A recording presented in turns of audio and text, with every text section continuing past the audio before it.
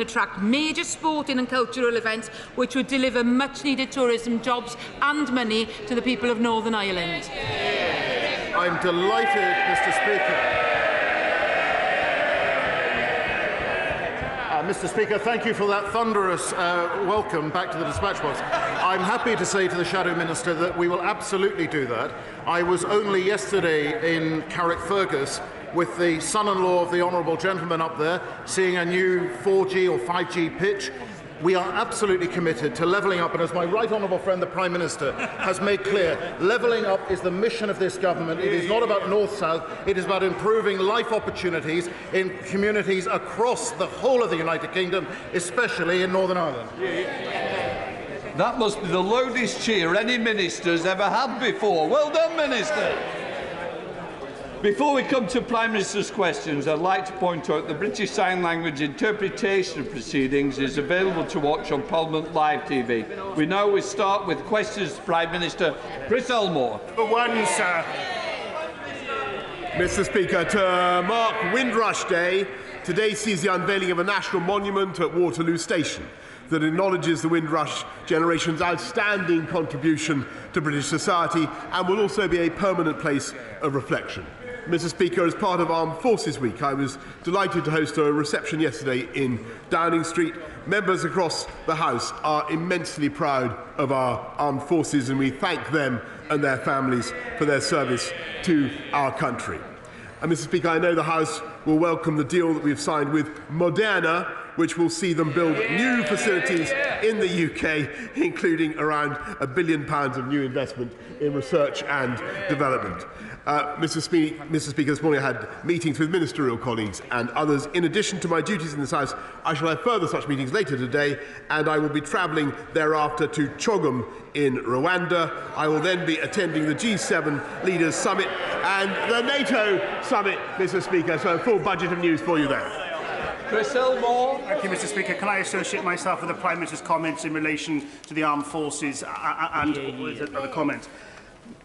Prime Minister, has he ever considered the appointment of his current spouse to a government post or to any organisation in one of the royal households? Be honest, Prime Minister, yes or no? Yes or no? Mr. Speaker, I know why the party opposite wants to talk about non-existent jobs in the media, Mr. Speaker, because they don't want to talk about what's going on in the real world.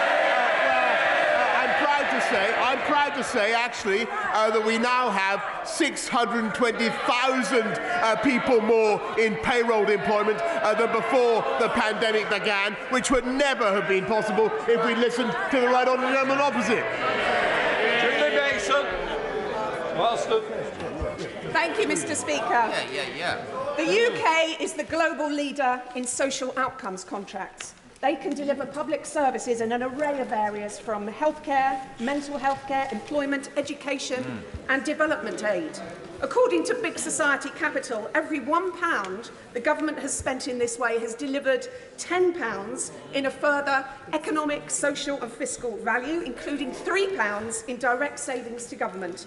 Does my right honourable friend agree that the time is right for the government to redouble its focus on these outcomes-led commissioning?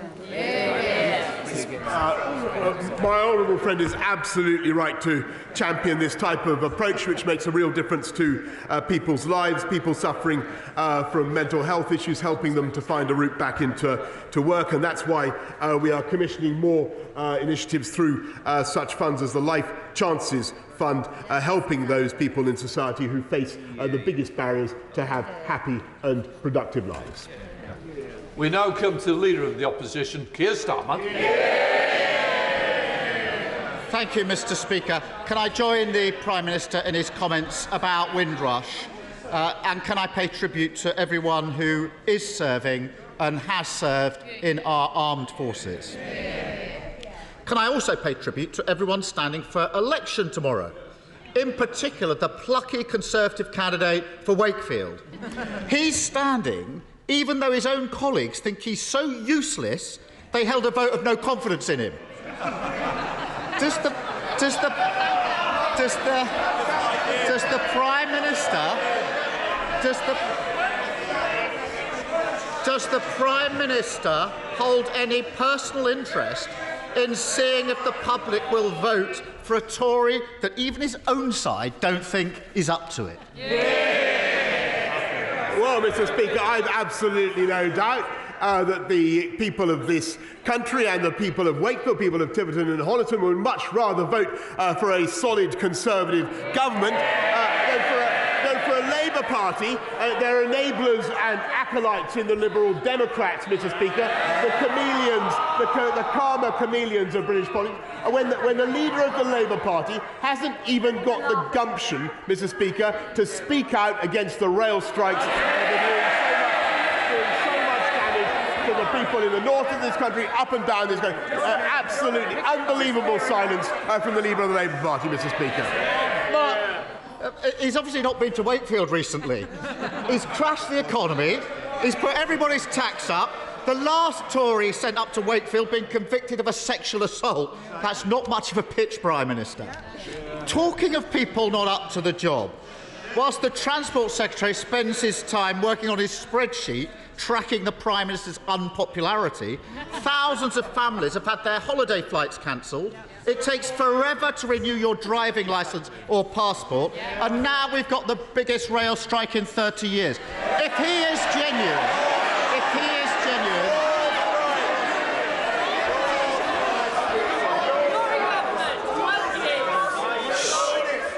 Both sides, let's calm down, we've only just started. The problem is he'll go on forever and nobody wants that, I assure you. Whoever's speaking or asking questions, Keir Starmer. If he's genuine about preventing strikes, will the Prime Minister tell this House how many meetings he or his Transport Secretary have had with rail workers this week to actually stop the strikes? Mr. Speaker, this is the government that loves the railways, that invests in the railways. Not £96 billion we're putting into the integrated railway plan building. Not just, I'm proud to have built Crossrail, by the way, Mr. Speaker, and we're going to build Northern Powerhouse Rail. But what we've got to do is modernise our railways. And it is a disgrace when we are planning to make sure that you don't have ticket offices that sell fewer than one ticket every hour, Mr. Speaker, that he yesterday had 25 Labour MPs out on the picket line, defying instructions. I want to hear the Prime Minister's answer, even if you don't.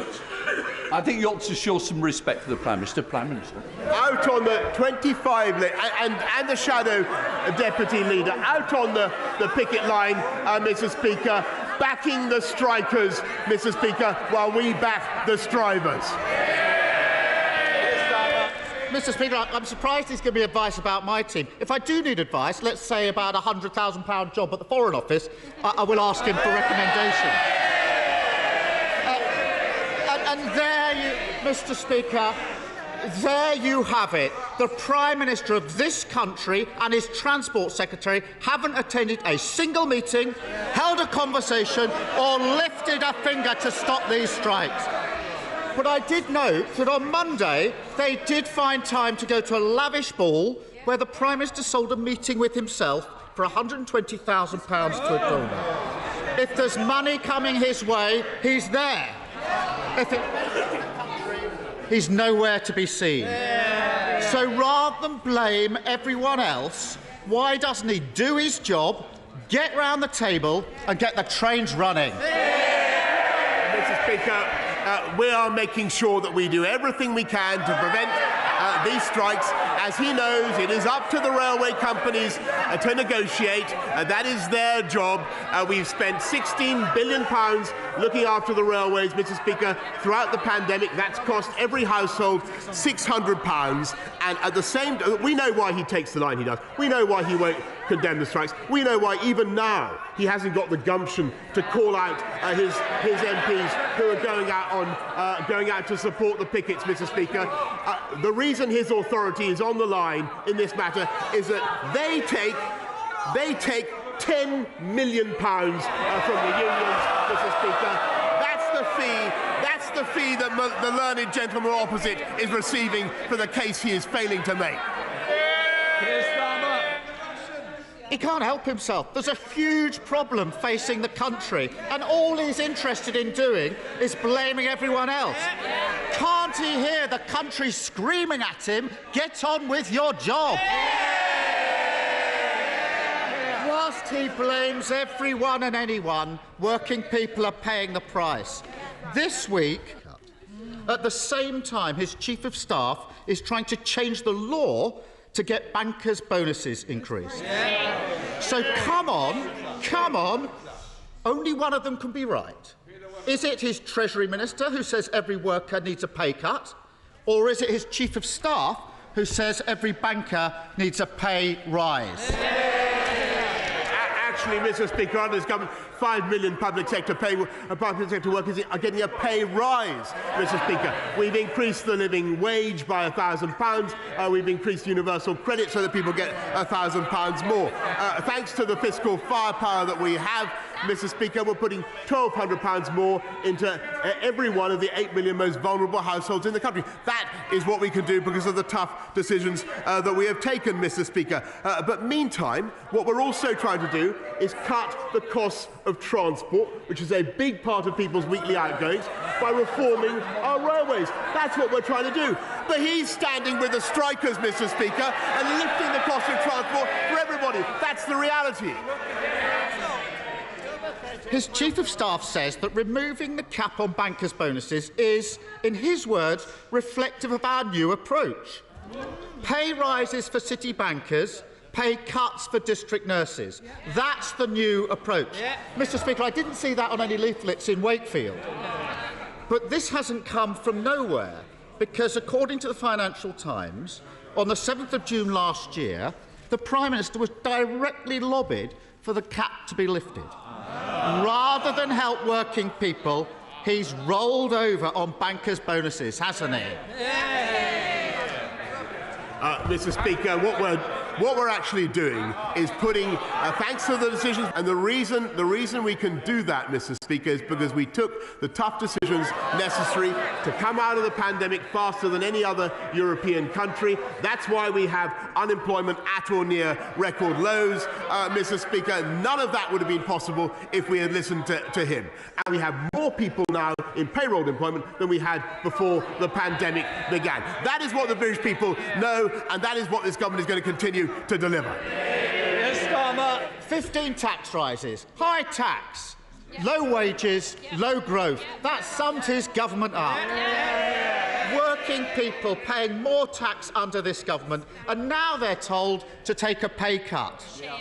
He's having meetings about increasing bankers' bonuses, but he can't find time for a single meeting to end the strikes crippling the country.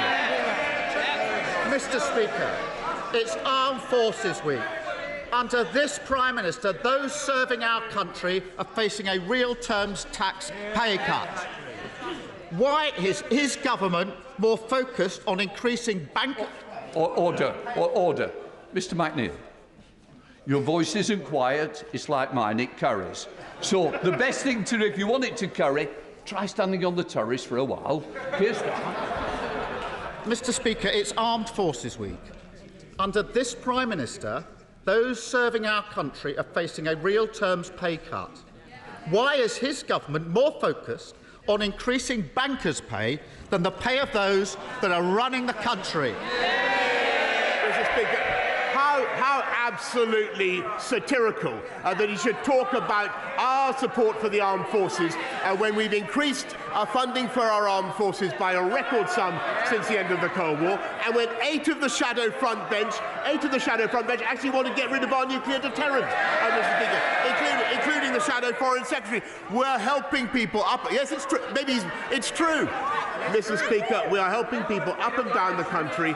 £1,200 will be coming into their bank accounts of the 8 million most vulnerable households. The cut in national insurance will be coming into their bank accounts as a result of the steps my right honourable friend is saying. But what we're also doing is reforming our systems so we cut costs for people up and down the country. Reforming our energy markets, building a nuclear reactor every year rather than one every 10 years, Mr. Speaker, getting people off welfare into work, 500,000 people off welfare into work because we cut the time people were waiting on benefits, Mr. Speaker, and cutting the costs of transport for working people, Mr. Speaker, by delivering reforms while they're out on the picket line, literally holding hands with Arthur Scargill, Mr. Speaker. That's them. It's worse than under Jeremy Corbyn. This is a government that is taking this country forward. They would take it back to the 1970s. For years in Harrogate and Knaresborough, we had the Labour no-growth Northern Rail franchise. Yeah. We now have new rolling stock, more and better services. We have, though, seen some lost, as the industries had to suspend some services while they catch up on driver training lost during the pandemic. Strikes just takes us back to the 1970s. Yep. So will the Prime Minister's focus on the future ensure that we have apprenticeship schemes, focusing on engineering and driver training, to ensure that we recover the services lost and we have an industry that's focused upon efficiency and embraces technology for the future? My right honourable friend knows exactly what he speaks, and we're doing just that. We're reforming driver training to make entry into the sector simpler, whilst continuing, of course, to make sure that we meet vital safety requirements. We now come to the Leader of the SNP, Ian Blackford. Thank you, Mr. Speaker. Can I associate myself with the remarks of the Prime Minister and the Leader of the Labour Party as we mark armed services? We can thank all our service personnel for the services that they give. Mr. Speaker, on Windrush Day, we celebrate all those who have made Scotland and the UK their home. My party backs calls for a major commemoration for the 75th anniversary next year, so we can properly mark the valued contribution that those that came here have made. Hear, hear. Mr. Speaker, this morning it was revealed that UK inflation is now at a 40-year high. Families right across these islands are seeing their income squeezed as prices rise, bills soar and Tory cuts and tax hikes hammer home. After 12 years in government, the Tories have left the UK economy in the doldrums and pushed millions of people into poverty. So, can I ask the Prime Minister, does he think his government bears any blame for the fact that the United Kingdom is doing so much worse than our European neighbours? Actually, Mr. Speaker, I think the whole House knows and the whole country knows we've got a global inflationary problem, but this government has the fiscal firepower to deal with it, Mr. Speaker, and that is, I think, of benefit to the whole of the United Kingdom, including Scotland, as we've seen throughout the pandemic. And I think it's a matter of fact that taxes are actually highest of all in Scotland, Mr. Speaker. Ian Blackford. Well, actually, that is not true, Mr. Speaker. But of course, the Prime Minister can make all the excuses he likes. But the fact is, the UK economy is lagging behind on his watch. Actually, if he looks at France, inflation is less than 6% there. This morning's report from the Resolution Foundation and the London School of Economics is the latest in a string of devastating reports on the outlook for the UK economy. The report could not be clearer. The Tory government's disastrous Brexit is driving wages down, pushing inflation up, and will make us poorer over the next decade. But instead of reversing course, the Prime Minister is recklessly threatening a trade war at the worst possible time. Will he finally come to his senses and negotiate an economic agreement with the EU, or is he going to woefully push the UK into recession? Mr. Speaker, nobody wants a trade war, nor is there any need for one. But I think I'm afraid he's underestimating what this country is currently achieving. Not just the Moderna investment, but a record venture capital investment in this country, which has now overtaken China, Mr. Speaker, as a venue for venture capital investment, and not to say nothing of what we're getting in tech. And that, of course, Mr. Speaker, the benefits of that are being felt throughout the whole of the United Kingdom. Thank you, Mr. Speaker. I very much support the work of this government to level up all parts of the United Kingdom, including Scotland. My own constituency in the Scottish Borders. Yeah. For the Scottish Borders, improved transport connectivity is the key to levelling up. So will the Prime Minister reconfirm his government's support for improvements to the cross-border A1 road and also the feasibility study to extend the Borders Railway to Hoyt, Newcastleton and on to Carlisle?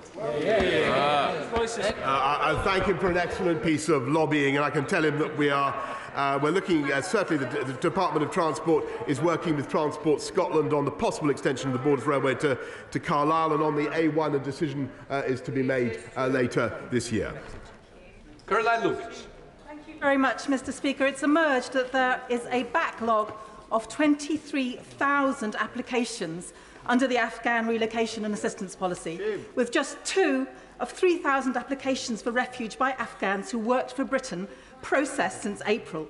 Yet at the same time, staff working on the Arab scheme have been slashed by a quarter since December. This is an incredible betrayal of the Afghan people who put their lives on the line to work for our country. So, I still have casework many people from the Chevening alumni, for example, who've been promised support since September. Can I send those cases to him? Will he put more resources into the scheme, and will he lift the cap on the ACRS scheme so that we can finally do our best for the people of Afghanistan? I thank her very much, but I think I'm afraid that she's underestimating what this country is already doing for the people of Afghanistan. And I think on Armed Forces Day we should celebrate pitting that brought 15,000 out. I'm of course very happy to look at the cases that she wants to raise, and we will do our best for them and for their families, Mr. Speaker. But this House should be in no doubt of the generous welcome that we continue to give to people from Syria, from Afghanistan, from Ukraine, from Hong Kong. We have a record to be very proud of. Andy Carter. Thank you very much, Mr. Speaker. My constituents in Chapelford, in Penketh, in Great Sankey and in Appleton all tell me they want to see more police officers, tackling issues like antisocial behaviour, tackling issues like domestic abuse and burglary. And thanks to the initiatives of John Dwyer, the excellent Police and Crime Commissioner in Cheshire, and sustained recruitment by the new Chief Constable, the hard work of our police officers is paying off, with almost a 50% increase in arrests for domestic abuse in Cheshire over the last 12 months compared to the last 12 months. Can my right honourable friend update the House on how many more officers have been recruited in both Cheshire and across the UK since he became the Prime Minister? And will he join me in recognising... Mr. Prime Minister, can I just say, other members do want to get in. The longer the question, the less will get in. Your friendship will dwindle if you carry on like that. Prime Minister. Mr. Speaker, I can tell him very briefly, it's 13,576 more police officers, 200 more in Cheshire, Mr. Speaker. But what they're also doing, Mr. Speaker, is they're cutting neighbourhood crime already by 31%. Our streets are getting safer as a result. Sorry. Thank you. A clear majority of members of the Northern Ireland Assembly reject the government's protocol bill and the Prime Minister's rationale for it, and businesses fear its consequences. This Prime Minister has made clear on multiple occasions his commitment, so-called, to all aspects of the Good Friday Agreement. Consensus. That includes the European Convention on Human Rights being part of domestic law. So how can he stand over that commitment when the Justice Secretary is about to publish a bill that unpicks and disapplies the Human Rights Act within our domestic law? He can't have it both ways. I think if the honourable gentleman will just wait for the Justice Secretary's statement, which follows shortly, I think he will find that he is in error in what he's just said. Alexander Stafford. Thank you, Mr. Speaker. High-wage, high-skilled jobs is at the heart of my campaign to level up Rother Valley and tackle the cost of living crisis. I have personally hosted 2 job fairs, and thanks to £11 million investment from the government's Levelling Up Fund, Rother Valley will benefit from a cutting-edge skills and employment village and a leading incubator space for training apprenticeships and start-ups hosted at the old Maltby Grammar School. Staff areas were neglected under Labour. In light of this, will my right honourable friend, the Prime Minister, pledge his support for high-wage, high-skilled Rother Valley, level up our high streets, and also visit Rother Valley to see levelling up in action?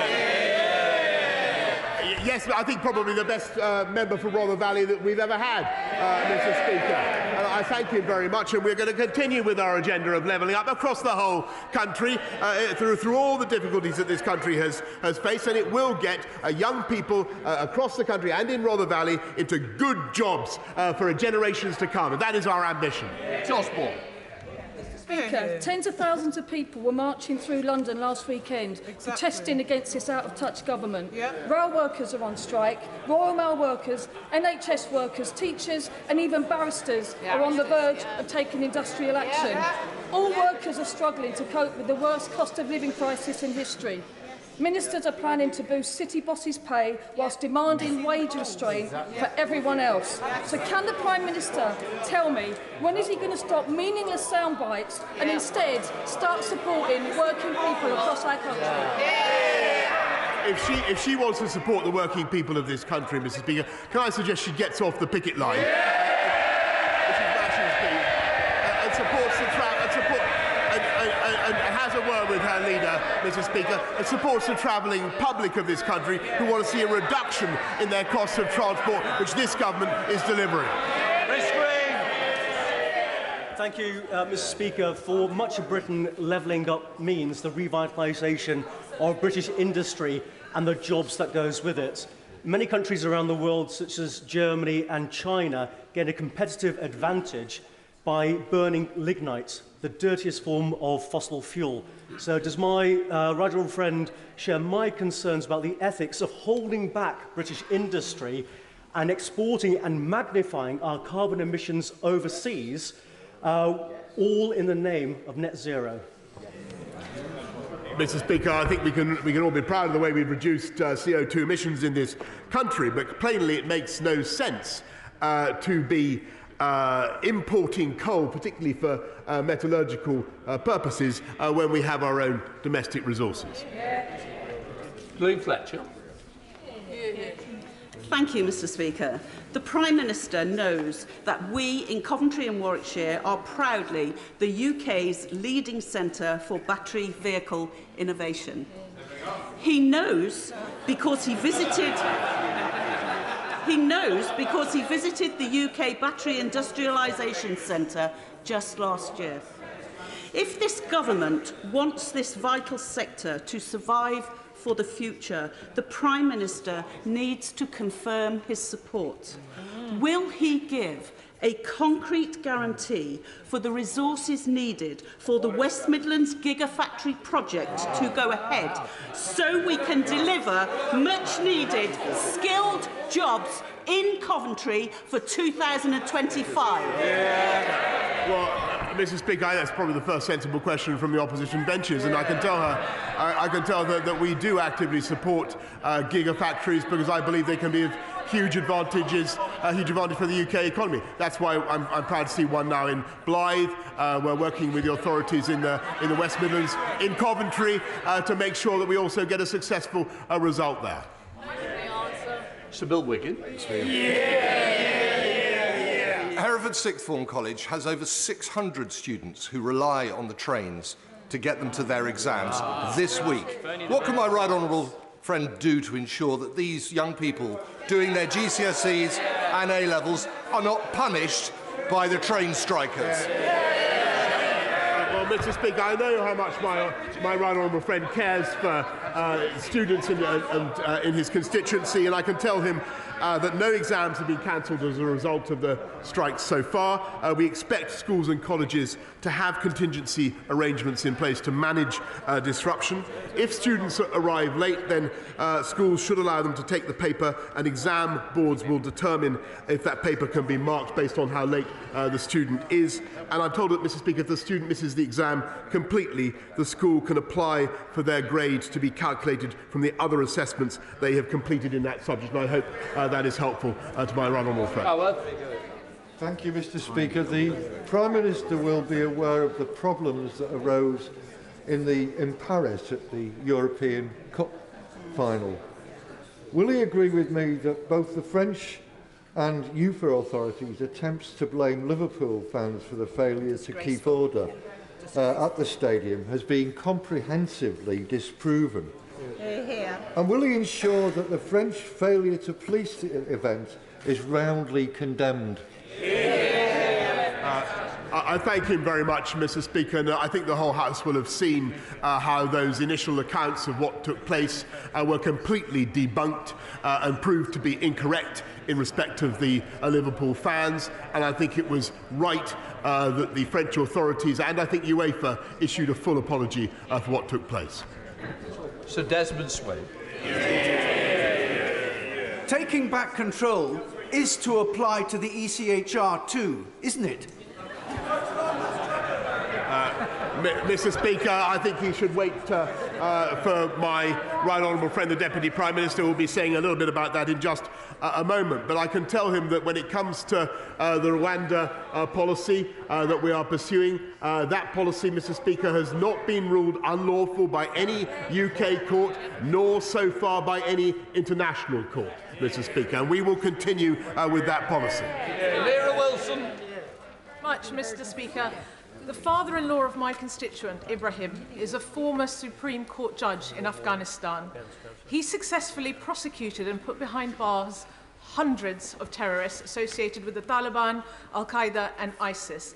7 months on since he put in his Arab application, there is no progress. He's living in hiding. His only option is a perilous journey to Pakistan, where if his visa is refused, he will be deported back into the hands of the Taliban.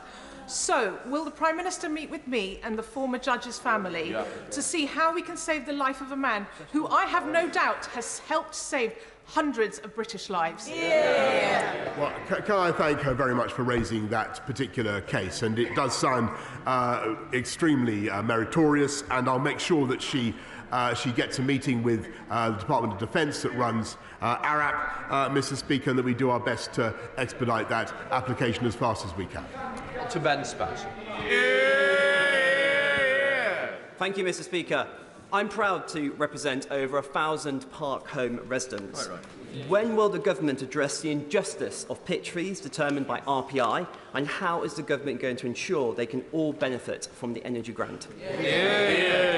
I thank the honourable gentleman, my honourable friend. We are going to introduce legislation as soon as parliamentary time allows to change the inflationary index used in calculating the annual pitch fee to CPI.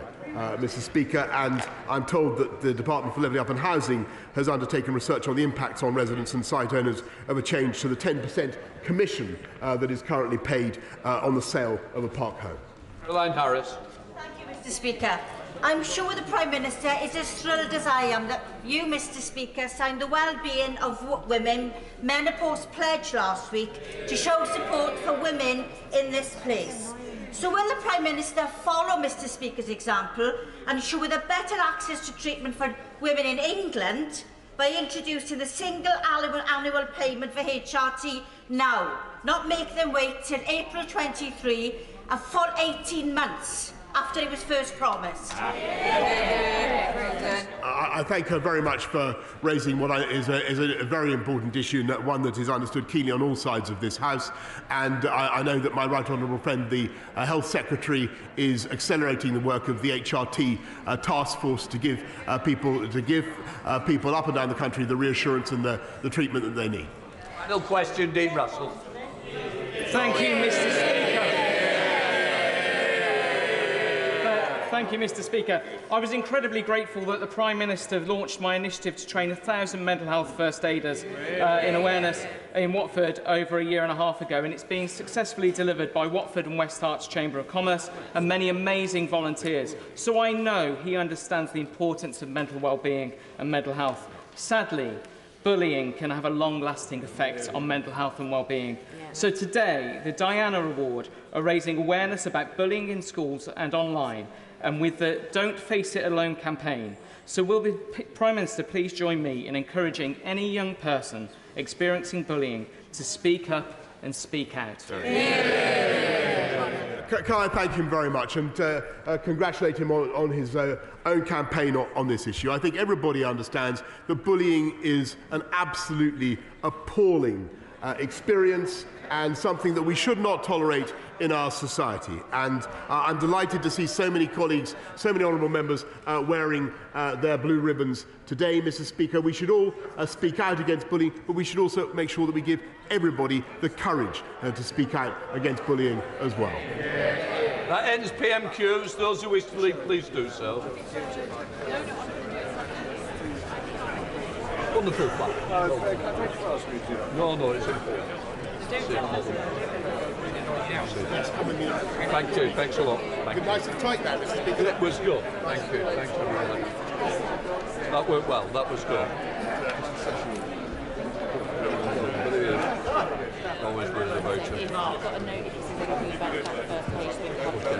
Just let people go through it. Okay.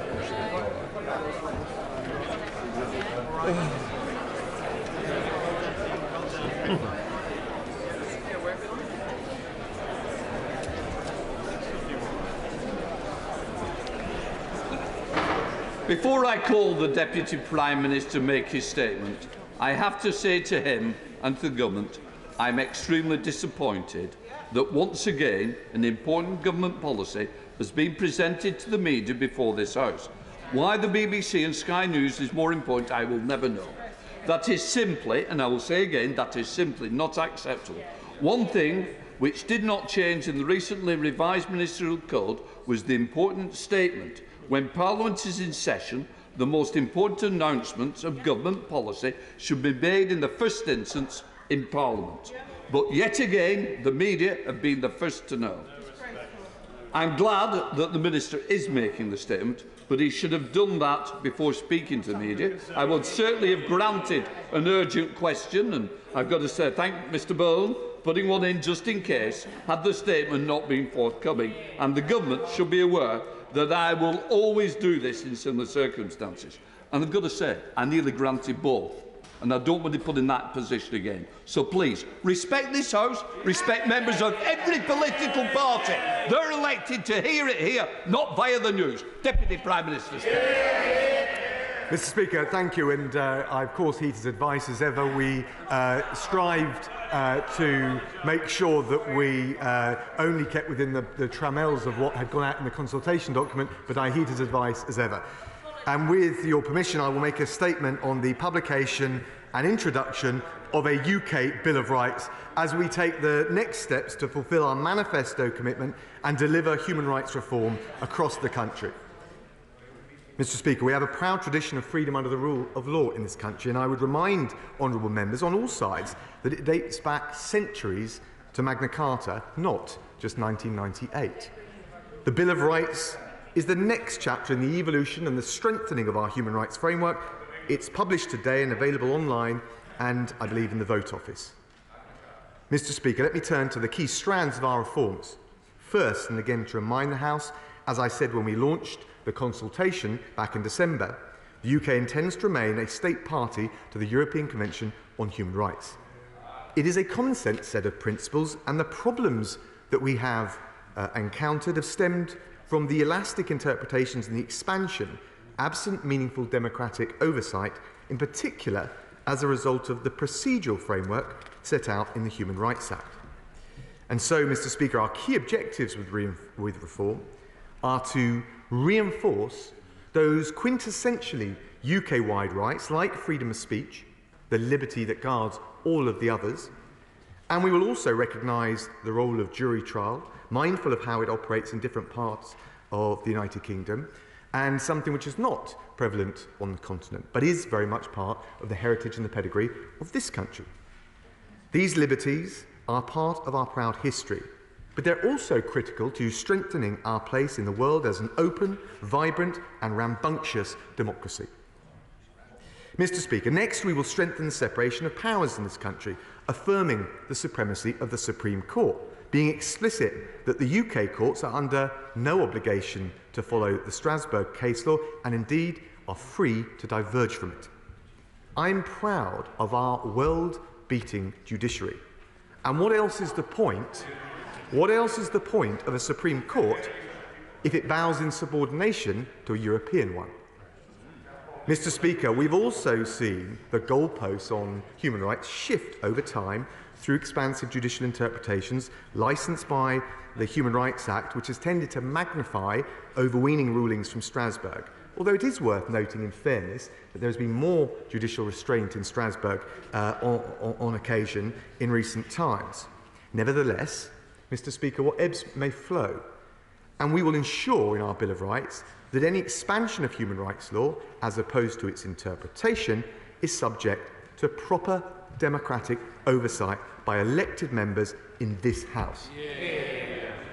Our reforms, in particular to sections 2 and 3 of the Human Rights Act, will squarely address those flaws in the current framework.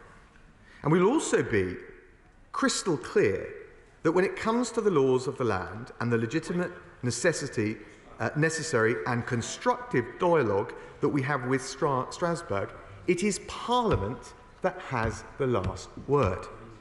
There's been much said by the judiciary in Strasbourg about an age of subsidiarity, with greater respect for the will of domestic democratic institutions, particularly since the 2012 Brighton Declaration that the UK is very much spearheading to promote reform. Our approach is crafted very much with that in mind, to facilitate that dialogue between the United Kingdom and Strasbourg and avail ourselves of the margin of appreciation which is within the bounds of the Convention. Equally, as a matter of basic democratic principle, we will reaffirm and reinforce the democratic oversight and control exercised by this House.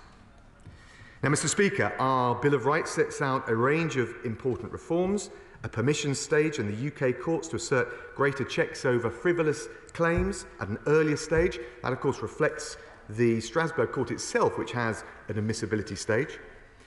We've included provision to ensure that behaviour of anyone claiming a breach of their human rights is taken into account when our courts consider compensation. It's a principle of law in this country that those who come to equity do so with clean hands. I think that should be reflected in human rights claims as well.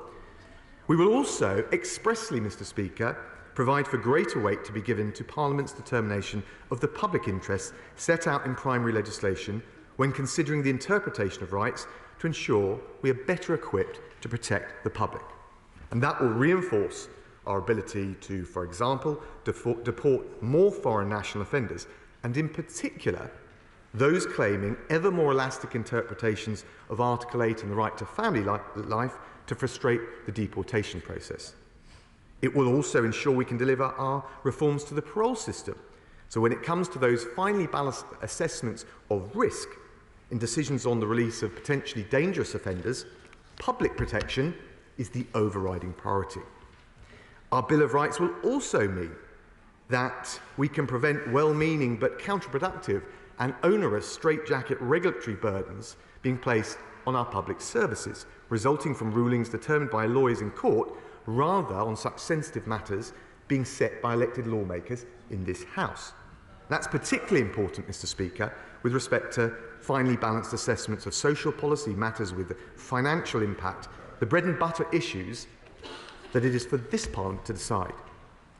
Mr. Speaker, we have consulted and engaged very widely across the whole of the United Kingdom. We will continue to do so. This is a UK-wide reform, but we want to work with all of the devolved administrations on these essential reforms, so we will be seeking legislative consent motions, noting nevertheless that the status of the Human Rights Act is as a, and I quote, protected enactment under the devolved settlements, so reform, replacement, revision can only take place from Westminster. Mr. Speaker, our Bill of Rights will strengthen our proud tradition of freedom. It will demarcate a clearer separation of powers. It will ensure greater respect for our democratic institutions, and it will better protect the public and restore a healthy dose of common sense to the justice system, which is essential for commanding public confidence. Ultimately, it will make us freer, it will help keep our streets safer, and I commend this statement to the House. I now call the Shadow Minister, Ellie Reeves. Thank you, Mr. Speaker, and I'm sure the whole House will want to join me in sending our deepest condolences to my honourable friend, the member for Croydon North, who, following the death of his father last week, cannot be here today. Mr. Speaker, this is a very dark day for victims of crime, for women, for people in care, for everyone in this country who rely on the state to protect them from harm. This is not a Bill of Rights, it's a con. The Lord Chancellor knows this because he's been working on it for over a decade. We know from the Queen's speech that this bill will take away the duty of the state to protect everyone from harm by removing the positive obligations set out in the Human Rights Act. It will force victims of crime seeking justice to schlep to Strasbourg, creating endless delays and red tape. Sir Peter Gross and the review panel doesn't think the Human Rights Act undermines parliamentary sovereignty or that the UK courts are undermined by the European Court. So why proceed with this bill in the first place? It's because this is a government that looks to pick a fight to cover up its own failures and then finds someone else to blame. We've seen a succession of Conservative members do this in the form of blaming the European Court to deflect from their bungled and unworkable asylum policy. Some, shamefully, have even demanded that the UK withdraws altogether from the European Convention of Human Rights. For members of the party of Churchill, who inspired the European Convention of Human Rights to want to do away with it altogether, is really quite something. I gather that he doesn't want to withdraw from the European Convention, not least because he knows it would fatally undermine the Good Friday Agreement and peace in Northern Ireland.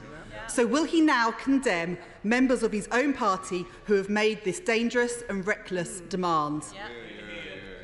Mr. Speaker, we on this side of the House are proud of the gift that Churchill gave to the world in the Universal Declaration and in the European Convention that followed. But we are prouder still that it was a Labour government in 1998 that brought rights home from Strasbourg. The Human Rights Act is held up around the world as an exemplar of modern human rights legislation, which is why the European Court very rarely overrules our judges, something that the review panel recognised in their report. It is a beacon of hope to people in countries whose basic human rights are trampled over by strongmen and dictators. And there is no better example right now than in Ukraine, where the rights of millions are being crushed under the jackboot of Vladimir Putin. What stunning hypocrisy from this government to preach to others about the importance of defending rights abroad while snatching British people's rights away at home. This is a government gimmick by a party which seeks headlines for botched policies and then blames others when it fails. The answer to fixing the mess this Conservative government has made of the immigration and asylum system isn't to take away British people's rights given to them by the Human Rights Act. The Human Rights Act has allowed people to object when doctors put do not resuscitate orders on their beds without their consent. It's allowed people with learning disabilities imprisoned in locked units to be reunited with their families. It's allowed families of major disasters like Manchester or Hillsborough to seek justice where public bodies have let them down. It's allowed elderly married couples in residential care to object when care home managers try to separate them. And it's allowed victims of rapists like John Warboys from forcing the police to investigate cases of rape. Mr. Speaker, this Bill of Rights con isn't just an attack on victims of crime who the state has failed to protect. It's an attack on women.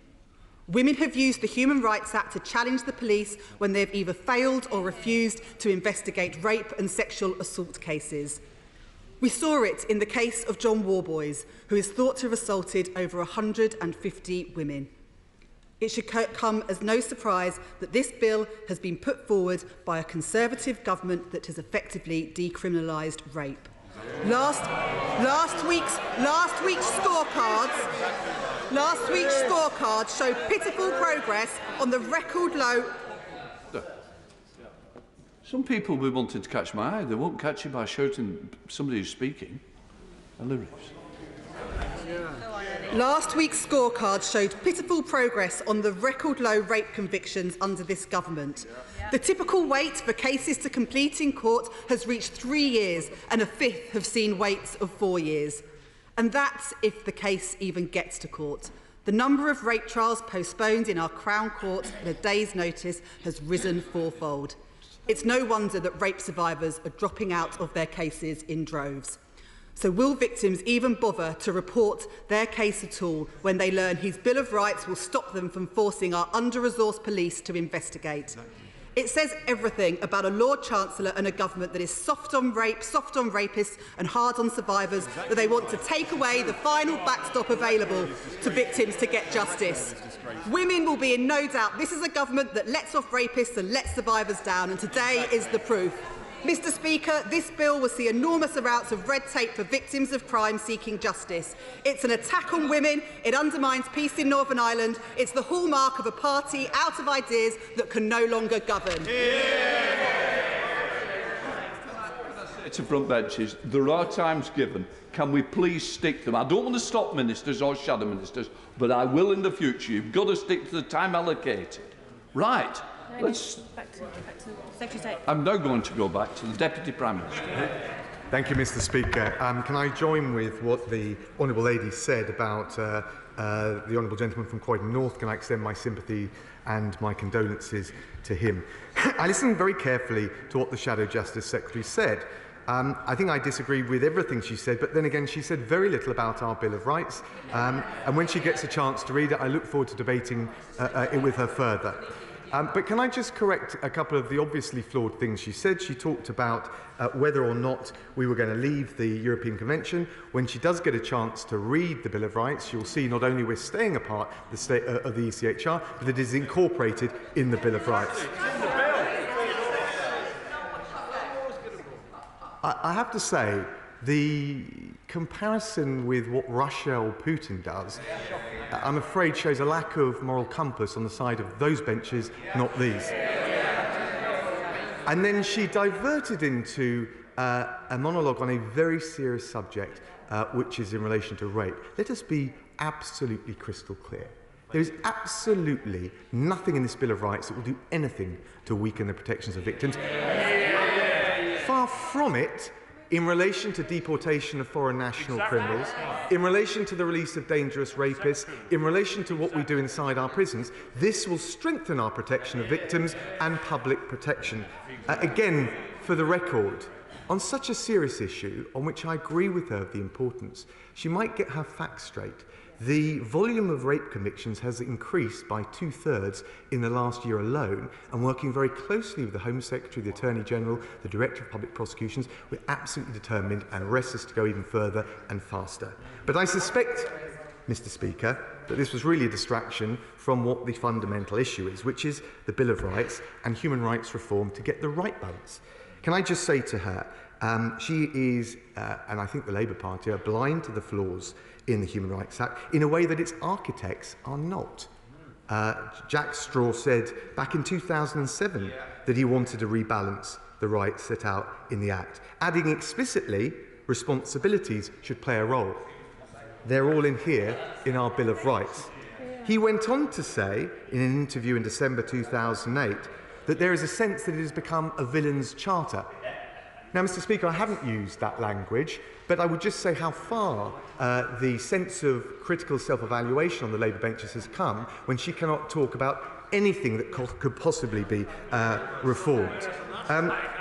The model that we've taken is based on a textbook that I read back in 1999, written by a very learned authority, and he said, in relation to the relationship between the UK and Strasbourg, and she mentioned that, not with any specific points, but the author said that the relationship between the role of the Strasbourg Court is primarily concerned with supervision, and its role is therefore subsidiary to that of domestic authorities, subsidiary, not superior. It has no role unless the domestic system for protecting human rights breaks down altogether. The honourable gentleman from sedentary position asked who was the author. The author was the leader of the Labour Party. In his seminal textbook on the subject. And all I would just gently say is I think he made a more convincing lawyer than he does a politician. Mr Speaker, this week we've seen Labour shadow ministers line up with picketers against the public.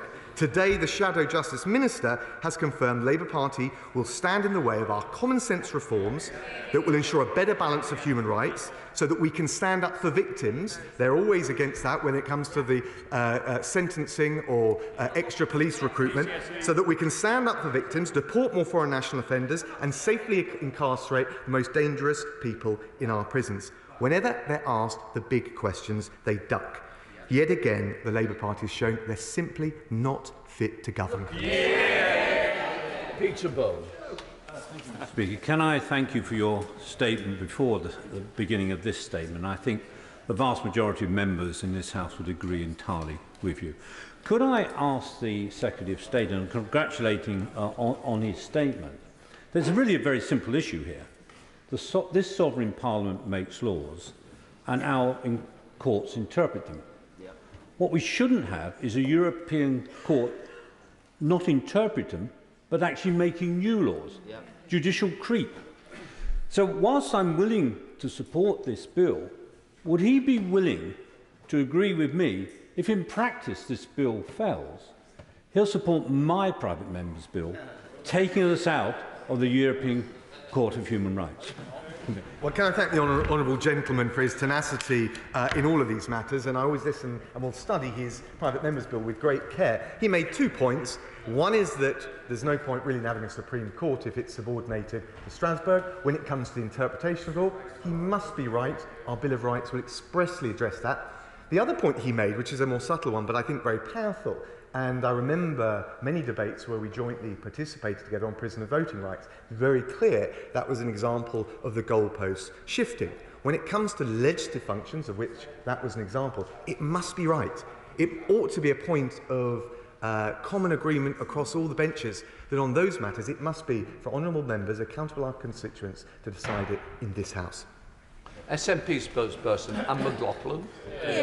Mr Speaker, this Bill of Rights and the removal of the Human Rights Act is a culmination of multiple pieces of legislation that have gone through this place in the last year. And they're all about one thing. It's about removing human rights from human beings. First, they came for the refugees with the Nationality and Borders Act, and they told them that their lives didn't count. Second, they came for those who need to question decisions made about their lives by public bodies, including this government, in the Judicial Review Act, where they stopped them being effectively able to do that. Then they went for the voters in the Elections Bill. And what do you know? It was the voters they were targeting were the ones least likely to vote Conservative, the sensible ones in other words. Then they went for the Gypsy, Roma, traveller communities with the policing bill and told them that their way of life was unacceptable to us. Well, it's not unacceptable to us. And then when they didn't get their way out over public order in the policing bill, they repackaged it and brought it together in the public order bill. And that is taking away the rights of anybody to fight for the rights of anybody else. And who would go to a protest when they can be stopped and searched without any suspicion? It's all about one thing. It's about removing human rights from human beings. And here today, this is the culmination of all of it. It's about removing everybody's human rights. Because human rights are not about one group of people, the group of people that he likes to pick on. Human rights are about everybody living on these islands. So I've got 3 quick questions, and I'll leave the rest to my colleagues. 1, why the lack of pre-legislative scrutiny? What are they so afraid of? 2, why is he telling people that this will bring rights home when in actual fact it will force people to go to Strasbourg in order to get justice? And finally, the Scottish and Welsh governments have made it clear that they are completely against this in its entirety. So how does we have a tale of 2 countries, Scotland embedding human rights law into all of its legislation, this government stripping it away completely. How would he advise the people of Scotland who want to retain human rights law in their legislation, how would he advise them to vote in next year's independence referendum, yes or no? Can I thank the honourable lady? Look, I clearly disagree with what she's just said. I mean, firstly, no country has been more big-hearted when it comes to those fleeing persecution, from the Hong Kong BNOs to the 17,000 that were evacuated out of Afghanistan, through to the 125,000 plus visas in relation to Ukraine. She talks about standing up for those people. In Ukraine, in the Parliament, when our Prime Minister addressed them, they had Union Jacks flying. They were singing God Save the Queen in towns and villages across the country. And I think when it comes to protecting human rights, we should be big-hearted, but we should also stop the trade in human misery, which is a real threat to human rights that we see across the Channel, and also make sure we stand up for victims. She doesn't seem to care too much about that in relation to the deportation of foreign national offenders. And I think that is something that the people of Scotland, England, Wales, Northern Ireland will all agree on. And why wouldn't she support common sense reforms, a rebalancing of the system that will allow us to stand up for the victims, stand up for the public, and remove those serious foreign criminals? Yes. Sir Robert Butler.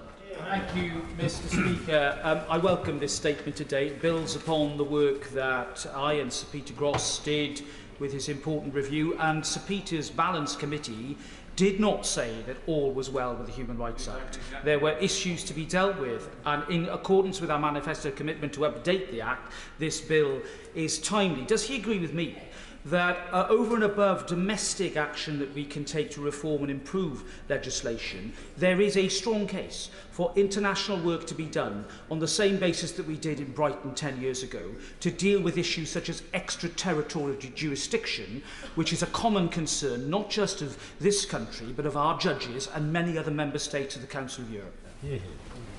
I thank my right honourable friend and pay tribute to the groundwork that he did in the Ministry of Justice, painstakingly, and also to the work of Sir Peter Gross and his panel, all of which substantially influenced the shape of the reforms that we're able to announce today, and they wouldn't have been possible without the hard work that my right honourable friend put in.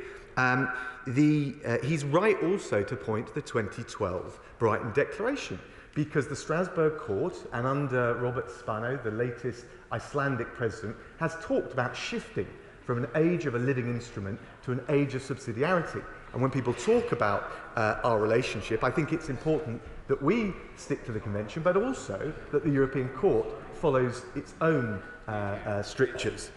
He's also mentioned extraterritorial jurisdiction. I will certainly follow up on his advice. That is also something which is addressed in the Bill of Rights, and again I thank him for his contribution to today.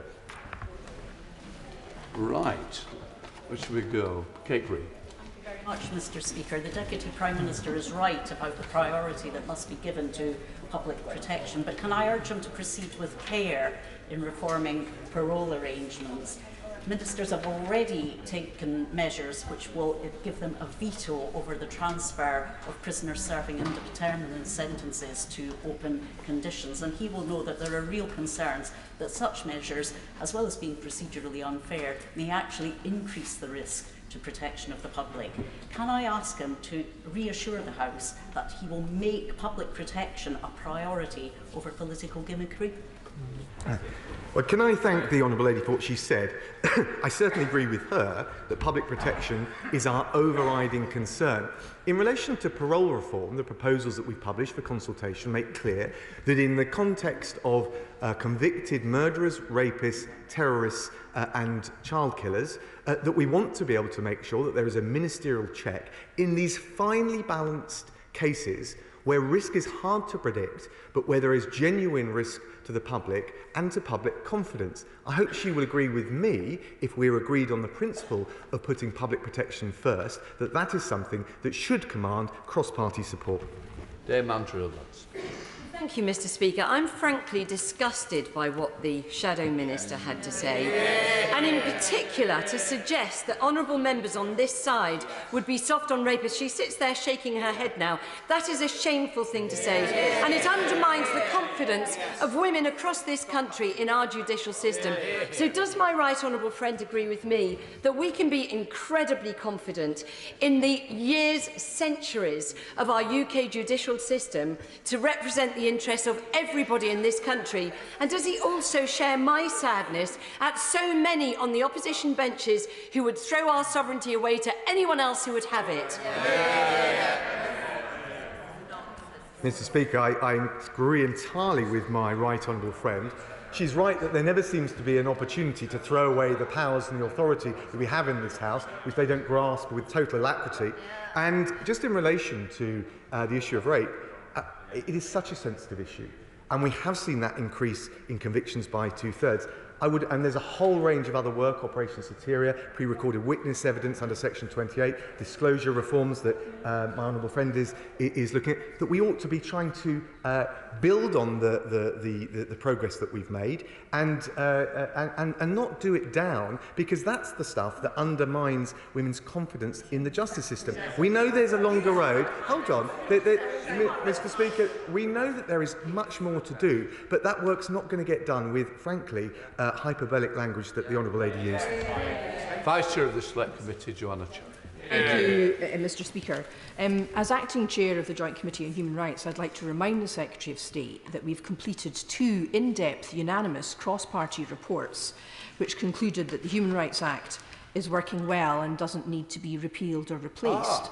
And indeed, that was the conclusion of the independent review which he commissioned and then ignored. Now, when we visited Strasbourg last week, we were told that UK government ministers have given repeated assurances that the UK will remain in the ECHR, and I was pleased to hear him reiterate that assurance this morning. However, the Prime Minister did make some veiled threats in the opposite direction last week. But if we're going to stay in the ECHR, it needs to be done with integrity, and we can't pick and choose which convention rights we want to observe, nor for whom we want to observe them.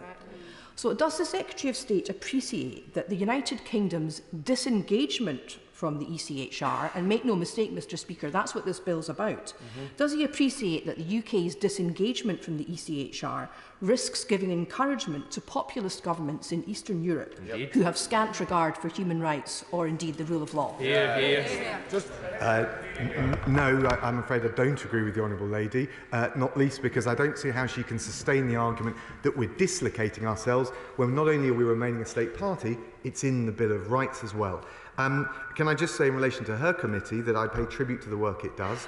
I appeared in front of the JCHR on the 8th of December. The Noble Lord Wolfson appeared on the 2nd of February. I'm attending again on the 20th of July, so we will pay great respect to the role that the Joint Committee has. But of course, we know that there are likely to be objections, and we will try and assuage her and her members as best we can. So William Cash. Mr. Speaker, will my right honourable friend accept that there will be many who will be extremely glad that he has now introduced his Bill of Rights, and as he said just now, that our Parliament and our judges will have the last word, but we look forward to seeing the text of the bill, and we trust that it will ensure that the European Court in Strasbourg will never again be able to frustrate the United Kingdom's right to deport illegal immigrants and at the same time override our own judges. Can I just say to my honourable friend, pay tribute to the long-standing work he's done, a constitutional dimension in particular, and to give them the direct assurance, I have the copy of the Bill of Rights, it's available in the House, that we address squarely the issue that he raises, and we want to make sure the elected members on all sides have the last word when it comes to resetting, expanding the laws of this land. Andy Slaughter. Thank you, Mr. Speaker. This morning, the distinguished legal commentator Joshua Rosenberg summed up this bill not as the biggest constitutional tour de force in over 300 years or the apex of the Justice Secretary's career, but as a ragbag of restrictions. It will undoubtedly cause harm to many thousands of our citizens, especially those who are most vulnerable and suffer discrimination by an unchecked state. And it will cause harm to this country's hard-won reputation as a champion of international law. But as a constitutional document, isn't it a damp squib and a legal nonsense that sets up confusion and conflict between domestic and European courts? Can I just gently say to the honourable gentleman, who I'm quite fond of, and we've debated these issues many times, it can't be ripping up human rights and a damp squib. It can't be both. Can I suggest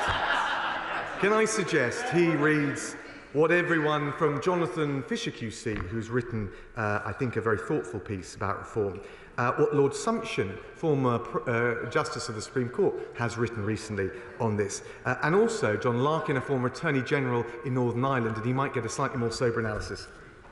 Thank you, Mr. Speaker, and I thank my right honourable friend for the letter he wrote to the Select Committee, the Justice Select Committee this morning. In it he said, "The bill will prevent human rights from being used as a way to bring claims on overseas military operations." But he will recall that some of the gravest crimes of the Iraq War were only revealed through recourse to the Human Rights Act enforced in our domestic courts. I think particularly of the systematic torture of detainees by British soldiers in Basra that was revealed in the Baha Musa case.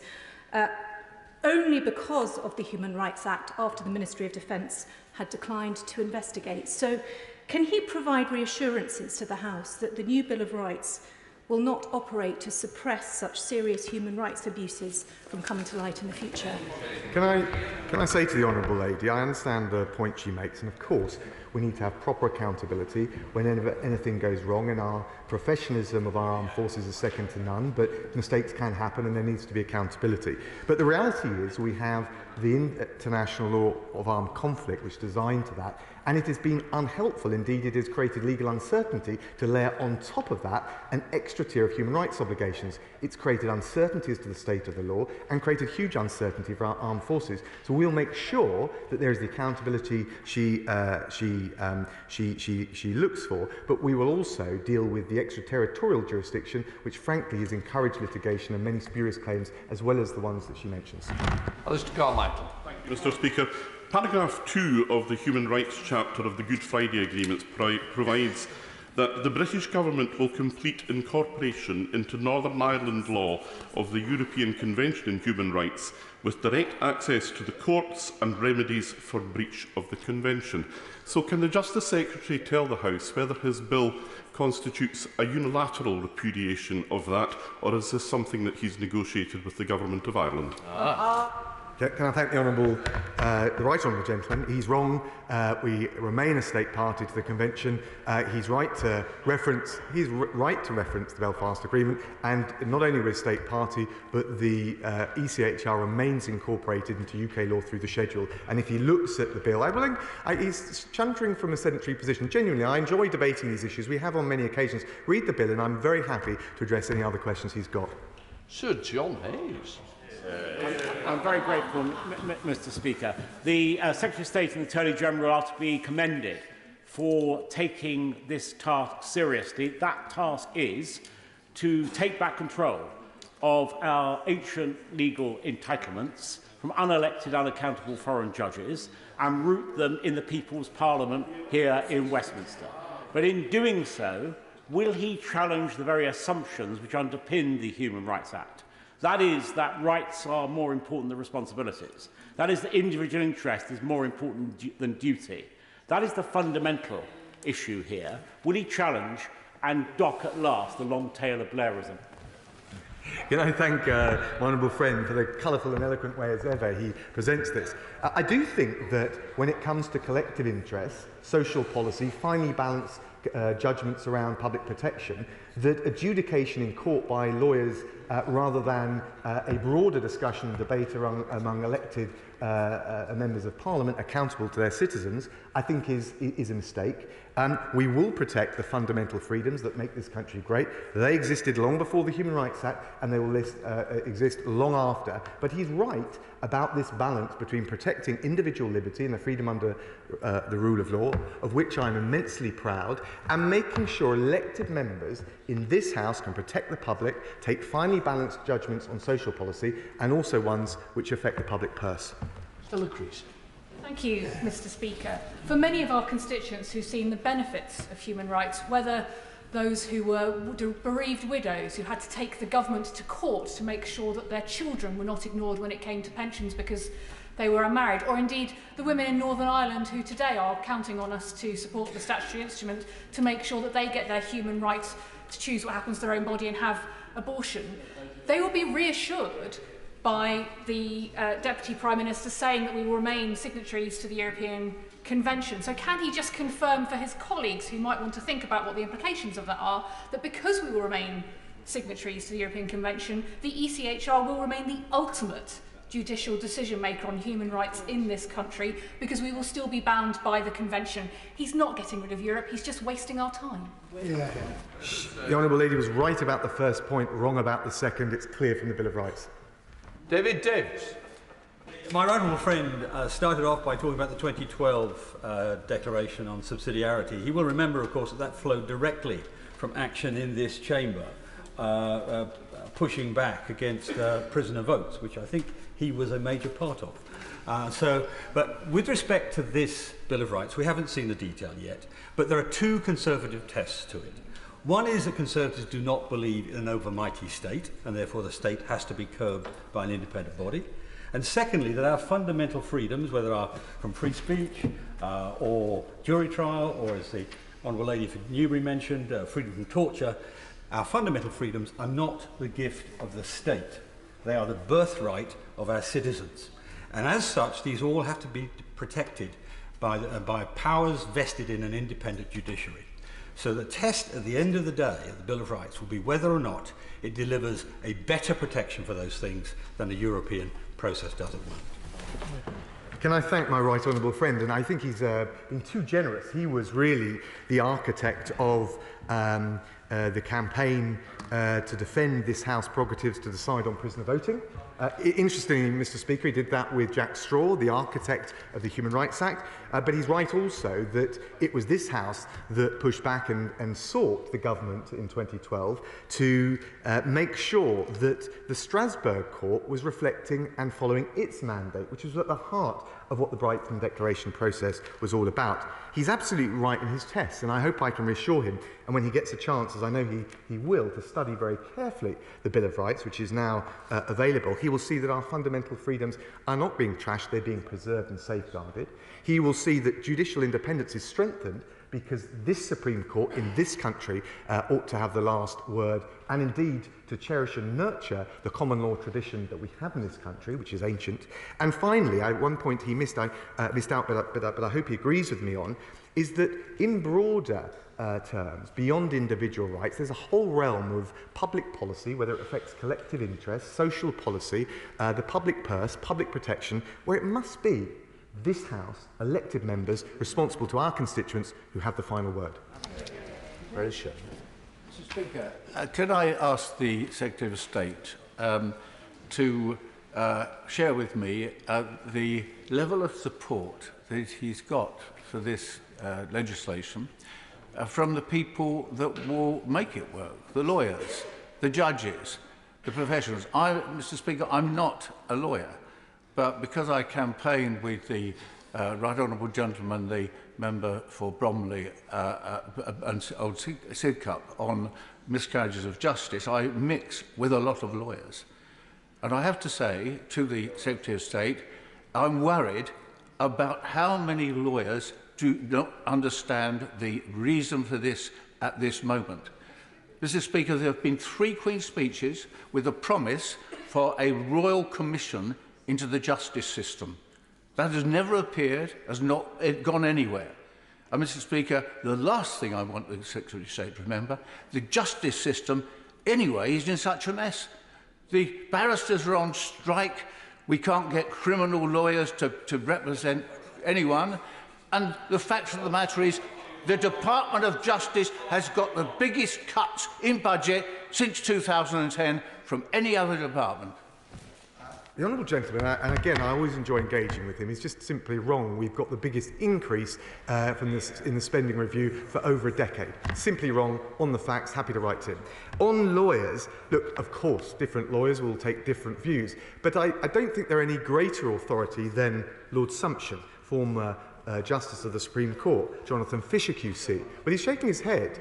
He's just asked me to point him in the direction of some lawyers, and I'm giving him the most authoritative that have recently written on this subject. Jonathan Fisher QC, who's written today. John Larkin, former Attorney General for Northern Ireland. I think if he peruses those opinions and those recent commentary, he may get the reassurance and the clarity he needs. Sir John Revel. This Parliament is the main guarantor of our rights and liberties. A parliament which created them in battles over many centuries for the benefit of us all. And wouldn't this great role be strengthened if our Supreme Court was indeed supreme and not answerable to foreign courts who did not understand the mood of the British people and what they expected of their legislators? Well, can I thank my right honourable friend? He's absolutely right, and I know when he gets a chance to peruse that those principles and that spirit he'll find reflected in the Bill of Rights, and I look forward to discussing these matters with him further. Thank you, Mr. Speaker. The Secretary of State has asserted that 70% of successful human rights challenges are brought by foreign nationals who cite a right to family life in the first instance when appealing deportation orders. Can you tell the House what's the source of that assertion? The consultation document gives honourable members the precise source. It was published back in December. David Green. Thank you, Mr. Speaker. Can I congratulate my right honourable friend for resisting the siren voices in this House and outside, telling him to withdraw from the European Convention on Human Rights altogether. I think his decision to stay in it is in the best traditions of pragmatic, sensible, one-nation conservatism. And can he also confirm that the permission test he talked about to stop frivolous uses of human rights legislation simply inserts into the British courts a right that's already available to the Strasbourg court under Article 35 of the Convention? My right honourable friend is right on all of those points. This is a principled and pragmatic reform. It retains membership of the European Convention. I've heard various arguments against that, but when you look at what you would gain from leaving the ECHR because of the UN Convention Against Torture, which we are a state party to, and various other conventions, it wouldn't solve all the problems. It's not the magic wand some people suggest it is, and I say that with great respect. What we've done is make sure that within the bounds of the Convention we can get the maximum leeway, the maximum margin of appreciation in the way the Right Honourable Member for Honiton and Tiverton suggested. On the permissions test, it is extraordinary. It is extraordinary that people have criticised doing something which the Strasbourg court itself does. But I think making sure that whether they're trivial or frivolous claims, that we do have a filter early on to make sure that there is significant disadvantage. I think to many of our constituents that will just feel like old-fashioned common sense. Savile Roberts. The UK government scrapping of the Human Rights Act not only shows a callous disregard for the essential universality of human rights, but for devolution in Wales too. The Human Rights Act is woven directly into Wales's constitutional settlement. Changes to the Act will undermine our efforts to promote human rights and equality. Hear, hear. When, not if, Wales refuses legislative consent to this erosion of human rights, will he use legalistic bully boy tactics to trample on our democracy too? Hear, hear. No, of course not, Mr. Speaker. Can I just say, she talks about callous disregard. I think that, and certainly on this side, that we want to stand up for the victims of crime who don't understand why, based on the most elastic interpretations, foreign national offenders committed to some of the most abhorrent crimes cannot be deported. I think when it comes to parole, and I think of the victims that I've met recently, and I do not want to politicise them, but they expect us to stand up for them.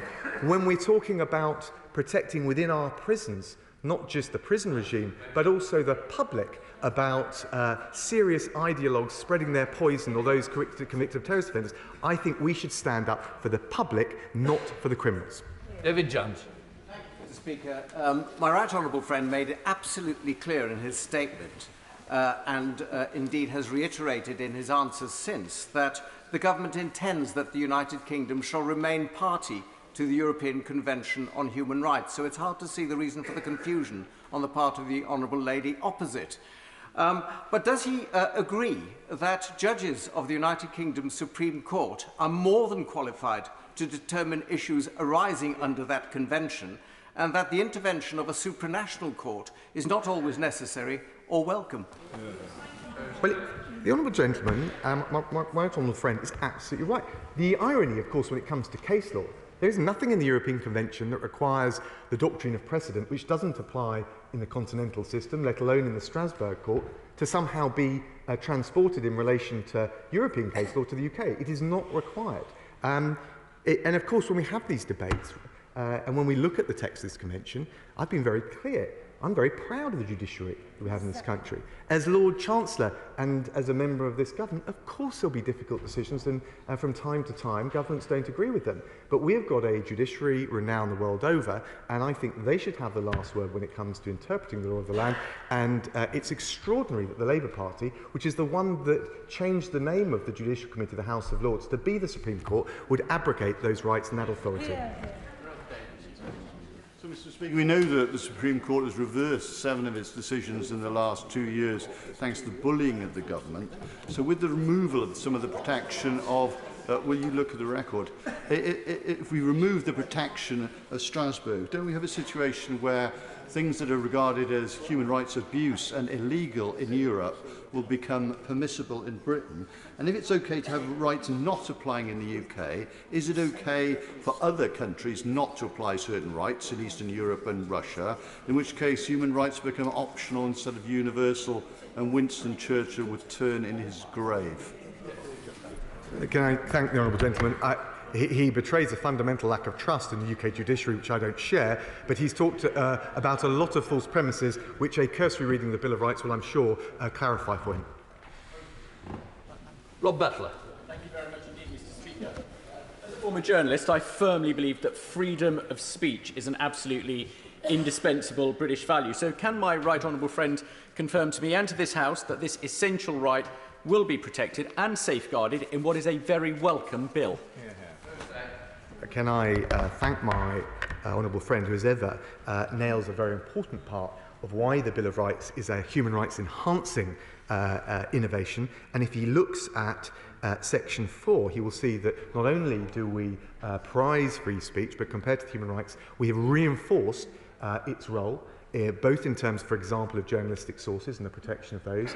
In relation to the clash or the balancing of rights between free speech and privacy, we do not want to see continental-style privacy laws creeping through the back door. We've seen some evidence of that of late. We want to make sure that the tradition of openness, transparency and accountability is preserved, and at various points we're explicit in the Bill of Rights around this. Now, other countries may disagree. There is a pluralism around human rights which is often lost in the debate, but our tradition is to preserve the freedom of speech because it is a liberty that guards all the other freedoms we cherish. Thank you. I don't think the Justice Secretary has fully thought through the implications for mutual extradition arrangements across Europe, including those under the Trade and Cooperation Agreement. But with reference to the Good Friday Agreement, it's important to stress it applies to full effect of the Convention, not the Convention in name only. And does the Justice Secretary understand that, in particular, confidence around the new policing and criminal justice arrangements in Northern Ireland, including around legacy cases, are very heavily predicated upon that full adherence to the European Convention? The honourable gentleman raised an important point, and that's why I hope I can squarely give him the reassurance not just that we're remaining a state party to the Convention, but that it is properly enshrined in the Bill of Rights, and that ought to answer all of the consequential questions that he's raising. Tom Helm. From what I can see, this is a very focused intervention, which is about making it easier to kick out rapists and people who have broken the law, and also prevent people from arriving here illegally. The elephant in the room here is border control, something that people of this country have democratically voted for repeatedly, and something bitterly opposed by the opposition, whatever they say. Does the Lord Chancellor agree with me, though, that this is so important because it will enable us to control our borders, deliver around the policy, but actually it should be expedited? I don't mind doing all-nighters, I don't mind staying up until 2 in the morning, and actually I think most people in this country who want border control can see how this is a link to that, would want that. Thank my honourable friend and share his restlessness to proceed with all due speed, because we've been talking about this for a long time. I wrote about it in a book in 2009. It was in our 2010 manifesto. But let me also just say, I think the consultation process is important. And, Mr. Speaker, we had a 12-week consultation on the consultation document, which included clauses. We are publishing it now, but there'll be a space for further scrutiny by Joint Committee of Human Rights, the Justice Select Committee and others, including Lords committees. And I do think it's important to garner cross-party support that we make sure that we have that scrutiny. It will make our reforms more robust when it enters into force. Deirdre. The Justice Secretary wrote recently, all UK citizens should be able to enjoy the same essential protections.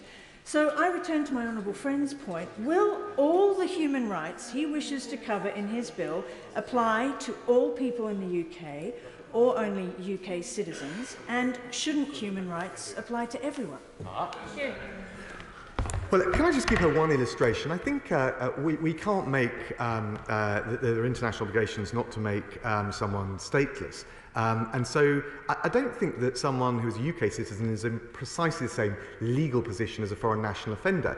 But I think most people think we should have freedom under the rule of law, that we should be consistent applying the law, but also, particularly the people who have been welcomed to this country, should come here through lawful routes. People that commit serious crimes in this country should be removed. It's common sense, and I think the people of Scotland will not understand how honourable members here, purporting to represent them, would stand in the way of such a common sense measure. Richard Graham. Speaker, thank you. I'm reassured by the intentions behind this Bill of Rights by two things above all. Firstly, by the Justice Secretary's absolute commitment that we will remain party to the European Convention on Human Rights. And secondly, by what former Supreme Court Judge Lord Sumption wrote on the weekend, where he said that, quote, modifying the ECHR operation here need not mean abrogating human rights. We can have all or any of the rights in the Convention under ordinary domestic legislation. But would my right honourable friend help me understand why he is proposing not to apply interim measures on courts in the UK and make them non-binding? Because surely this would be a breach of international law, and wouldn't it be better instead to focus on winning an appeal against any interim measure which the government doesn't agree with? My honourable friend, he's always sensible and judicious about this. In relation to interim orders, he will perhaps recall that Rule 39, which is the basis, is a rule of procedure of the Strasbourg Court. It's not part of the Convention, and the rules of procedure are only supposed to govern the internal workings of the Strasbourg Court, not to apply. Indeed, it's not just my view, it was the Strasbourg Court's view until 2005. I don't think it's right that you abrogate a power as a judicial institution, whether you're at home or abroad. That has to be given to you by the legislators or state parties or members of parliament here. And therefore, we're going to be clear about the impact on the UK courts and under UK law, and the Bill of Rights is right to squarely address that. It's a very good example of the creeping, shifting goalposts contrary to any democratic oversight, and it's very important. And I just say finally on that point, it can't be right that the High Court, the Court of Appeal, the Supreme Court address this and say that in relation to at least one case, and I want to be careful not to impinge on matters still subject to legal proceedings, but as a matter of principle, that they look at these issues and see that there's no risk, no realistic risk to those being removed, and then it is trumped by the Strasbourg Court on what is a very vague basis. I don't think that's right as a matter of principle. If you can look this way now and again, it would be very, very helpful. It's hard to hear if not. Martin Doherty Hughes. Two things don't surprise me today, Mr. Speaker. The continuing utter disrespect to you as chair of this House, and the utter dearth of historical knowledge on the government front bench and also their backbenchers. Remind there is no such thing as UK law. There's the law of England and Wales, the law of Northern Ireland and the law of Scotland. But on the point that the Secretary or the Deputy Prime Minister made, I wonder, in his next discussion with the Justice Minister of Ukraine, which is a signature to the Convention and a defender of the Convention against the Russian Federation, which parts of the Convention does he think Ukraine should leave? Can I give him some reassurance? First of all, the Human Rights Act is a protected enactment. It's a precise example of UK-wide application. I've met the Justice Minister of Ukraine, and I'll tell you what he said to me. He said thank you from the bottom of his heart for everything this country has done on sanctions, on support for the Ukrainian military, and also the role that we're playing alongside the Attorney General in supporting the ICC prosecution, supporting investigations on the ground in Ukraine to hold the Commission of War Crimes in Ukraine and those responsible to account. That's what the Justice Minister said to me. David Simmons. Thank you, Madam Deputy Speaker. My constituent, Mr Lindop, who is trying to recover his kidnapped children from Poland, will be one of many who are pleased to hear the government's continued determination to uphold these international standards. Madam Deputy Speaker, when I visited the European Court of Human Rights last week, I heard from the UK judge who was interviewed for his post by members of this House that the UK continues to have the lowest numbers of cases per capita referred to the court and also the lowest numbers of cases per capita to go against it of any country that is a member of the Convention. And this commitment to upholding the rule of law provides enormous moral authority for our international leadership role. So with that in mind, can I ask my right honourable friend, will he confirm once again on the record that with this new Bill of Rights, the UK will continue to uphold the highest possible standards of human rights and continue to be an example to other member states? Thank my honourable friend for the way he expressed and articulated his point. He's absolutely right. And so when people talk about the UK's record, of course, we've got one of the very highest levels of compliance with the ECHR compared to many of our European friends and partners. But of course, rarely but on occasion, there'll be moments where there is mission creep and where we need to say, and prisoner voting was the example, where the goalpost shifted and we said that actually that was not something Parliament would accept. I was the Justice Minister in 2015 that went to the Committee of Ministers and said we believe in staying in the European Convention, but we feel this ruling is wrong on principle and we're not going to give prisoners the vote. We will maintain our high standards of compliance, but also, when it comes down to it, the final word must stay with this House on critical issues of national importance. Jim Shannon. Thank you, Madam Deputy Speaker. I thank the Secretary of State for his statement today. At present, Secretary of State, for many Christians, the UK courts have dealt more harshly with cases such as that of wearing a cross in work than the rulings of Strasbourg. Can the Secretary of State confirm that the right to have religion and freedom to live and honour to live our belief in as much as it is not harmful to others will be protected in the Bill of Rights, and our right to speak the name of Jesus and respectively preach the gospel will be upheld? Can I thank the honourable gentleman? He's right, and he sort of alludes to the harm to others principle and the great John Stuart Mill tradition of liberty in this country. That's precisely what has infused the Bill of Rights, and I think he will see the principles that he's articulated reflected in the Bill of Rights, and I look forward to continuing to discuss the detail with him over the weeks and months to follow. Jonathan Gullis. Thank you very much, Madam Deputy Speaker. Madam Deputy Speaker, I was one of those who shared the frustrations with my constituents in Stoke-on-Trent, North Kidsgrove and Talk when it came to seeing the Rwanda flight grounded and the deportation of foreign national offenders frustrated, which is why I was one of those who openly said that we should withdraw from the European Convention of Human Rights.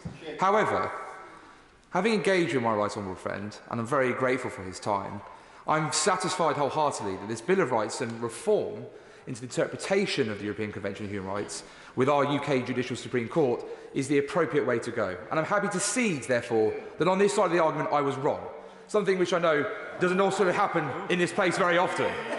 So, can I get those reassurances from the dispatch box, from my right honourable friend, for the people of Stoke-on-Trent, North Kidsgrove and Talk, that this Bill of Rights will help the deportation of foreign national offenders and illegal economic migrants who come from safe mainland Europe? Madam Deputy Speaker, I think that was an almost unprecedented intervention, but wholeheartedly welcome. He fights very tenaciously, but he also engages very forensically. I can give him the reassurances. I think the right thing to do is for us to discuss the Bill of Rights, the particular provisions, how they will apply, but certainly in relation to Rule 39, interim orders, it is squarely addressed in the Bill of Rights. Aaron Bell. We all support human rights, but my right honourable friend will agree that human rights has been given a bad name in the past by cases brought by people, often offenders, who've shown absolutely no regard for the rights of others. Rights go along with responsibility, so could my right honourable friend set out how the Bill of Rights will make sure the courts address responsibilities as well as rights? Can I thank my honourable friend? One of the ways, I think, in which they can do that is make sure, for example, when it comes to compensation, that someone that has done harm or contributed to their own harm whilst claiming breaches of human rights, that's something that the judges can take into account at the remedies stage. Of course, that's a principle of law in this country already. We often say, I remember studying law as a graduate, and the principle that those that come to equity must come with clean hands. It must be right, it must be consistent. I think for many people, just common sense that we apply that principle in the context of human rights claims. Natalie Alf. Okay. Over 11,000 people have made that dangerous cross-channel journey this year alone, and it's undoubtedly the case that the European Court's decision, which led to the grounding of the Rwanda flight, has raised considerable concerns in my constituency of Dover and Deal, that it will simply encourage the people traffickers.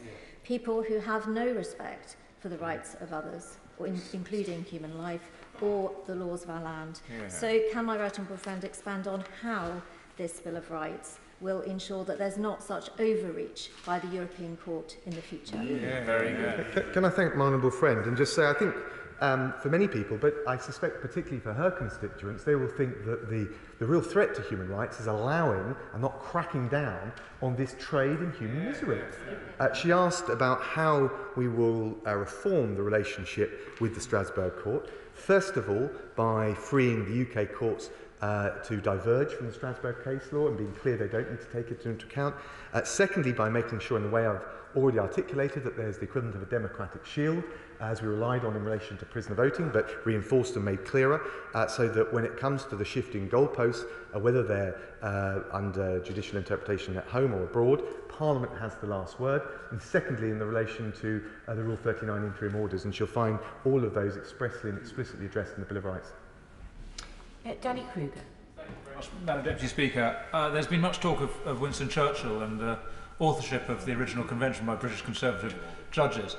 Surely the fact is that the text of the original convention is absolutely fine. The problem is the application and the extension of the original meaning of the convention by Strasbourg judges over the decades since.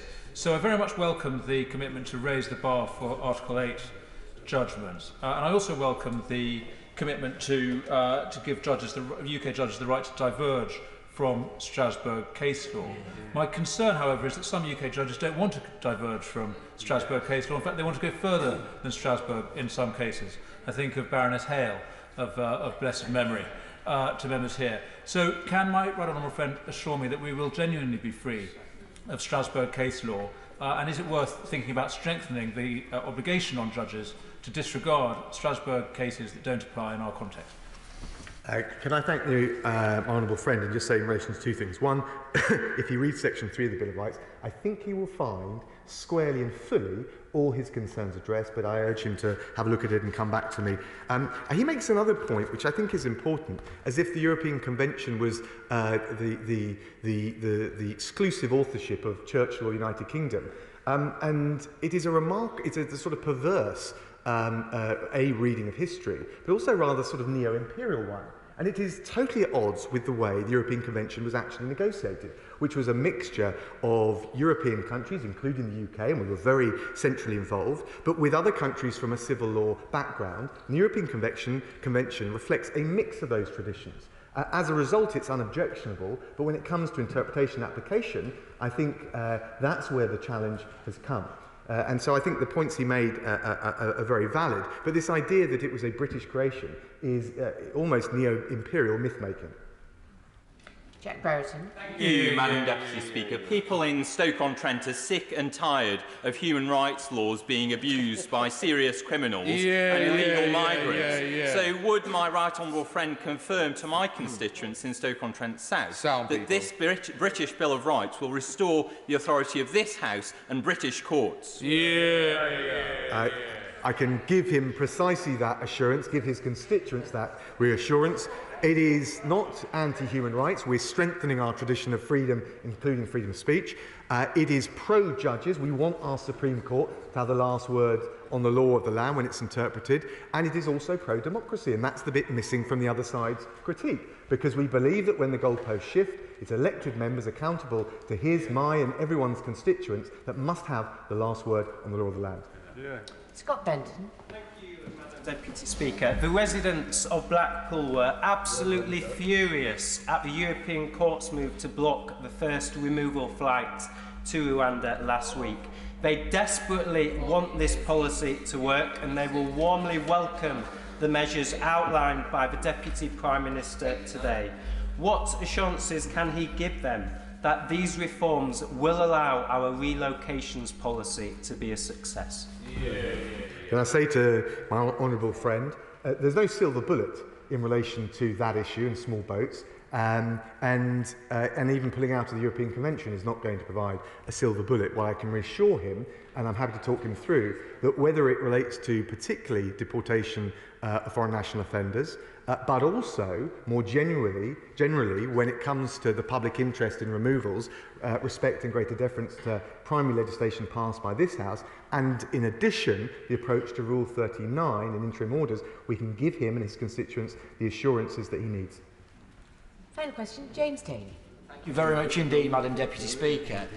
Can I welcome this statement and say it is rather curious that my right honourable friend has been criticised for acting upon the democratic mandate given to him within our manifesto by millions of our fellow citizens.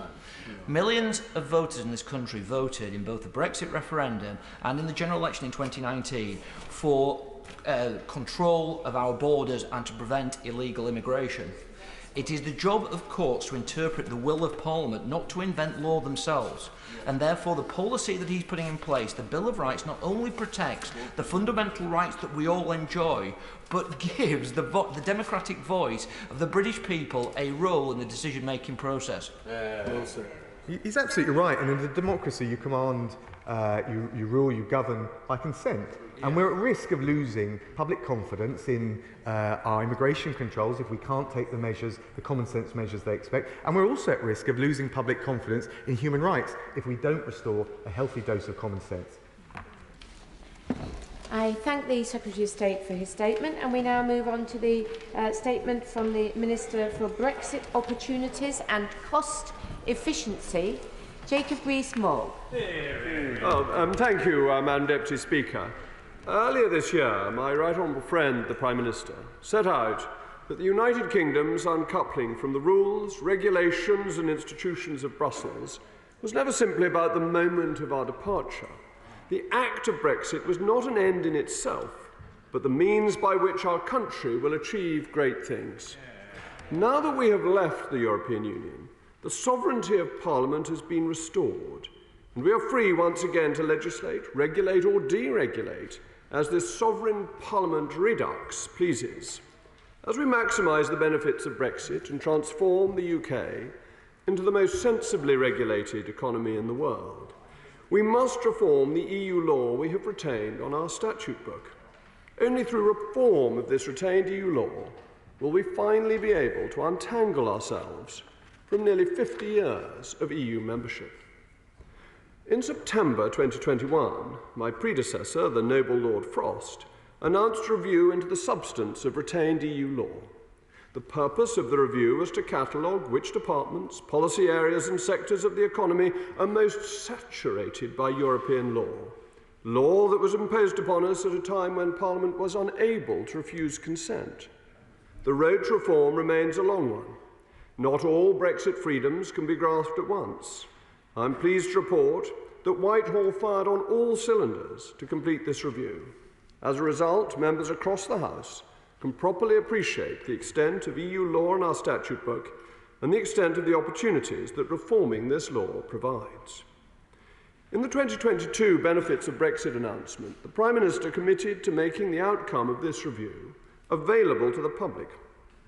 It is right that the public know how much retained EU law there is and that they should be able to hold the government properly to account for reforming it. The public have already shown great interest in the EU law which remains on our statute book, in evidence by the huge amount of correspondence I received in my request for details of EU legislation that still burden them, and I am grateful to readers of The Sun and the Sunday Express for their many replies.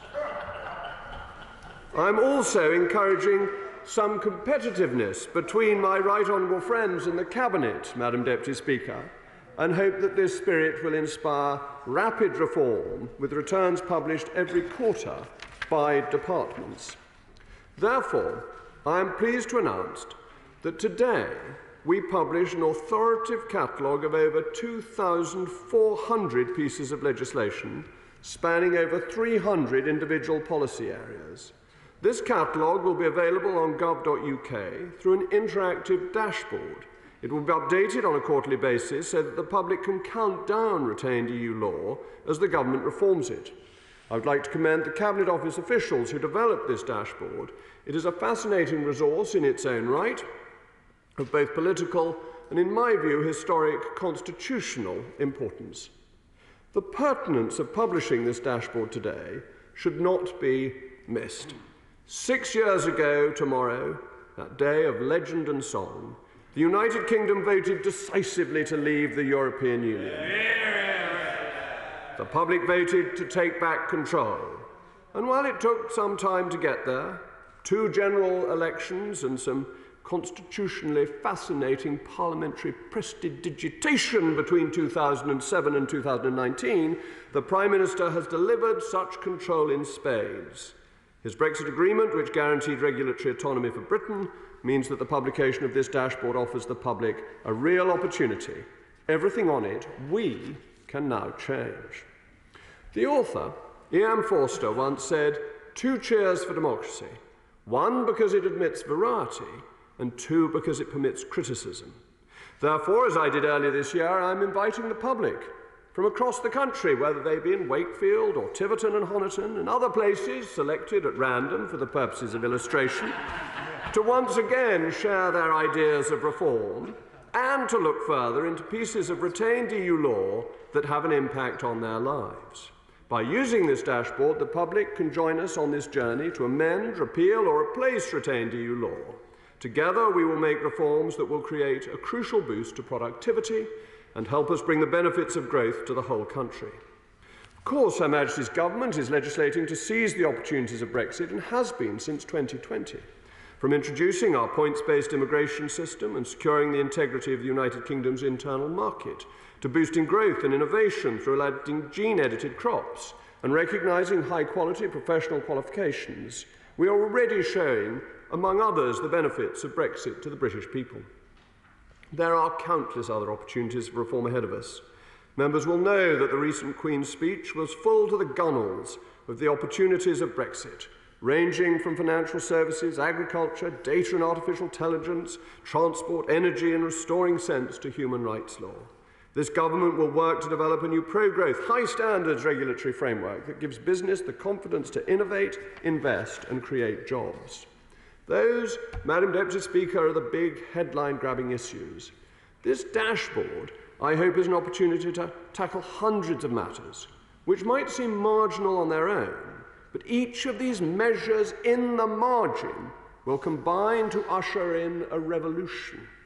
Not a French-style revolution with blood running in the streets and the terror of the guillotine, but a British-style revolution whereby marginal improvements, moving inch by inch so that soon we've covered the feet and the feet become yards and the yards become chains and then furlongs and miles until the journey is complete.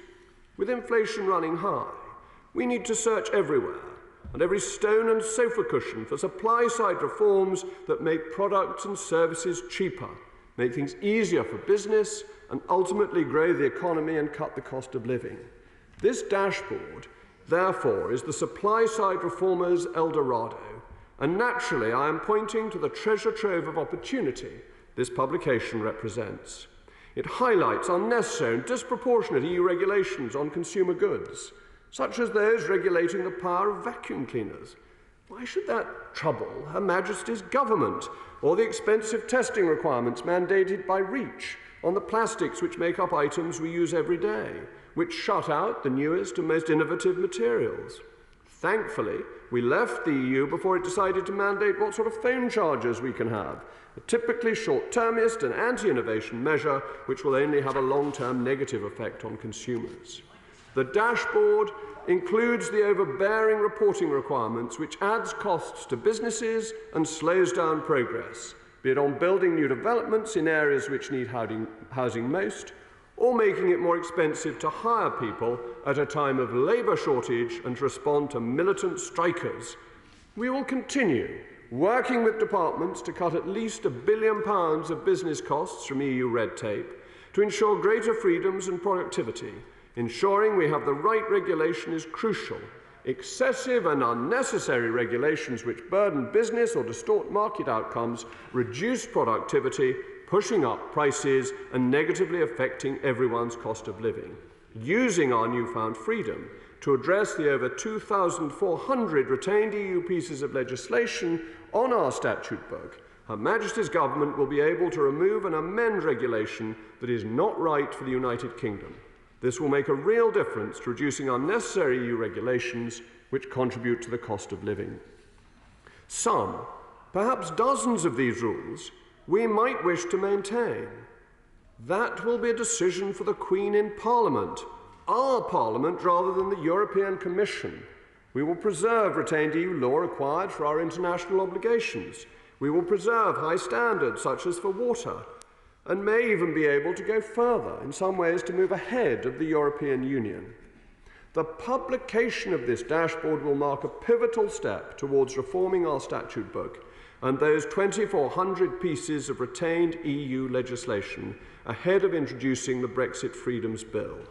The Brexit Freedoms Bill allows the United Kingdom to take the next step in reclaiming the sovereignty of Parliament. The bill will address the EU Withdrawal Act, which preserved and incorporated too much EU-derived law at too high a status, giving much of it the same status as an Act of Parliament itself. This is clearly mistaken and means that many changes to retained EU law require primary legislation. Undoing this vandalism to our constitutional order, policy area by policy area, would dominate the legislative agenda for parliaments to come. This would affect the government's ability to deliver more fundamental domestic reforms and for the UK to reap the benefits of Brexit. The Brexit Freedoms Bill will create a targeted power to allow retained EU law to be amended in a more sustainable way and goes with the grain of the British Constitution. This will help us to deliver the UK's regulatory, economic and legal priorities. Ahead of the bill's introduction, I invite the House to review the dashboard themselves and delve into the legislation that affects the communities that they serve. Shadow Minister Stephen Doughty. Thank you, Madam Deputy Speaker, and I'm grateful to the honourable gentleman for